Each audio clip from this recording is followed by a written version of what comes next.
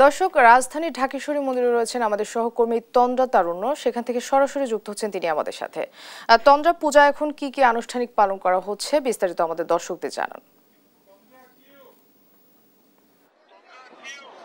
মনা, শারদীয় উৎসবের শুভেচ্ছা আপনাকে। এবং শুরুতে যেটি বলবো যে আসলে আজকে কিন্তু আমরা দেখেছি যে সন্ধ্যার পর থেকে কিন্তু এখানে অনেকগুলো যে আনুষ্ঠানিকতাগুলো রয়েছে, যেহেতু মহাষষ্ঠী যে আনুষ্ঠানিকতা রয়েছে সেগুলো কিন্তু আজকে আমরা দেখেছি যে ইতিমধ্যে কিন্তু সেগুলো পালন করা হয়েছে। এবং আজকে কিন্তু সন্ধ্যার দিকে আমরা দেখেছি যে বোধন এবং বোধনের পরে কিন্তু দেবীকে আমন্ত্রণ থেকে শুরু করে অধিবাস থেকে শুরু করে আরতি পর্যন্ত কিন্তু কিছুক্ষণ আগেও কিন্তু আরতি তারা সম্পন্ন করেছে।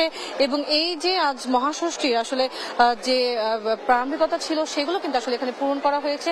এবং ভক্তকুলে যারা রয়েছেন, সনাতন ধর্মাবলম্বী যারা রয়েছেন, তারা কিন্তু এখনো এই মণ্ডপের যদি বলি যে পুরো মণ্ডপটি জুড়ে কিন্তু তারা এখন পর্যন্ত এখানে আছেন এবং তারা কিন্তু এখনো এখানে তাদের দেবীকে আসলে আমন্ত্রণ জানাচ্ছেন। তারা বিভিন্ন তাদের নিজেদের মনের যে আকাঙ্ক্ষা, যে প্রত্যাশা, সেটা কিন্তু তারা বারবারই প্রার্থনা করছেন। এবং সেই প্রার্থনার মাঝে কিন্তু আসলে তাদের আজকের দিন নিয়ে যে আসলে যেই তাদের যে আনুষ্ঠানিকতাটি ছিল সেটা কিন্তু তারা ইতিমধ্যেই সম্পন্ন করেছেন। কিছুক্ষণ আগে কিন্তু আরতি চলছিল এবং আরতি কিন্তু এই যদি আমি বলি যে 2 থেকে 3 মিনিট আগে কিন্তু এই আরতি এখানে শেষ হয়েছে। আমি যেখানে আছি, অর্থাৎ আমি আছি ঢাকেশ্বরী মন্দিরে, এখানে কিন্তু আরতি শেষ হয়েছে। তবে এর আগে বোধন থেকে শুরু করে বাকি যে আনুষ্ঠানিকতাগুলো আছে সেগুলো কিন্তু এখানে সম্পূর্ণরূপে পালন করা হয়েছে। এবং আমি কয়েকজনের সাথে কথা বলেছি, তারাও কিন্তু বারবার বলছেন যে আজকের দিনটি তাদের জন্য শুধুমাত্র গুরুত্বপূর্ণ তেমনই নয়, এই দিনটি কিন্তু আসলে তাদের জন্য তাদের জীবনের আসলে পুরো একটি বছর পরে কিন্তু তাদের এই আজকে এই মহাষষ্ঠীর দিনটি তারা পেয়েছেন। এবং সেই মহাষষ্ঠীর দিনে কিন্তু তারা যথাযথভাবে যতটা আনন্দ উৎসবের সাথে আসলে পালন করা যায় সেটি কিন্তু তারা করেছেন।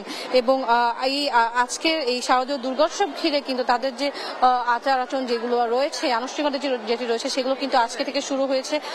কাল কিন্তু মহাসপ্তমী এবং সপ্তমীর পরে অষ্টমী, নবমী, তারপরে দশমী। তো এই কয়েকদিনের আসলে তাদের যে আনুষ্ঠানিকতা রয়েছে একে একে আগামীকাল থেকেও আসলে বাকি যেগুলো আছে, সপ্তমী যেমন রয়েছে, সেটি কিন্তু আসলে শুরু হবে। এবং আজকের কথা যদি না বললেই নয়, সেটি হচ্ছে যে ষষ্ঠী পূজার মধ্য থেকে কিন্তু আসলে এই সনাতন ধর্মাবলম্বীদের প্রধান ধর্মীয় উৎসব যেটি অর্থাৎ শারদীয় দুর্গাপূজা, সেটি কিন্তু আসলে শুরু হয়, যেটি ইতিমধ্যে আসলে শুরু হয়েছে।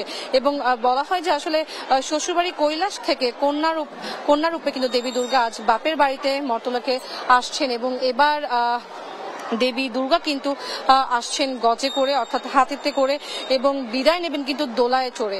তো এই আজকের এই তাদের যে দুর্গা দেবীর ষষ্ঠারী কল্পারম্ভ এবং ষষ্ঠবিহিত যে পূজা, সেটা কিন্তু সম্পন্ন হয়েছে।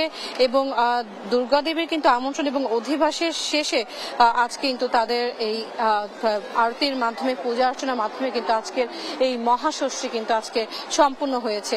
তো এই ছিল আমার কাছে ঢাকেশ্বরী মন্দির থেকে সর্বশেষ। মনা।